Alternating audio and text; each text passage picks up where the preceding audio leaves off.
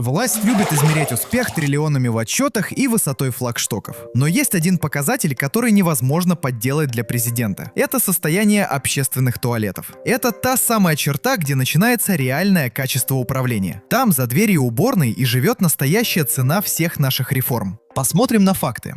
В 2025 году бюджет Кыргызстана официально достиг 1 триллиона сомов. Деньги в стране есть. Но в это же самое время в столице на 1 миллион с лишним жителей приходится всего 150 общественных туалетов. 1 на 8 тысяч человек. А за чертой Бишкека, на стратегических трассах и в региональных больницах мы до сих пор застряли в прошлом веке. Самое показательное — это наши школы. Согласно данным мониторинга ЮНИСЕФ, более чем в половине школ Кыргызстана туалеты находятся на улице и не соответствуют элементарным санитарным нормам. В конце 2025 года официально признано: по всей стране тысячи детей ежедневно посещают санузлы, которые правильнее назвать антисанитарными ямами. На новые административные здания и благоустройство фасадов тратятся миллиарды, но на базовое человеческое право ребенка пользоваться нормальным туалетом ресурсов не находится. Что ж, это вопрос выбора. На что эти средства сознательно тратят? Туалет — это зеркало дееспособности власти. Независимые эксперты подчеркивают: неспособность решить вопрос базовой гигиены — это признак управленческой деградации. Мы можем сколько угодно рассуждать о цифровых прыжках и притоке инвестиций, но культура государства начинается с элементарной гигиены. Если система годами не может решить вопрос чистого санузла, она расписывается в собственной неэффективности. Если народ в 21 веке продолжает ходить в дырки в полу, любые отчеты о процветании остаются просто словами. Настоящее развитие начинается с уважения к человеку в самых простых вещах.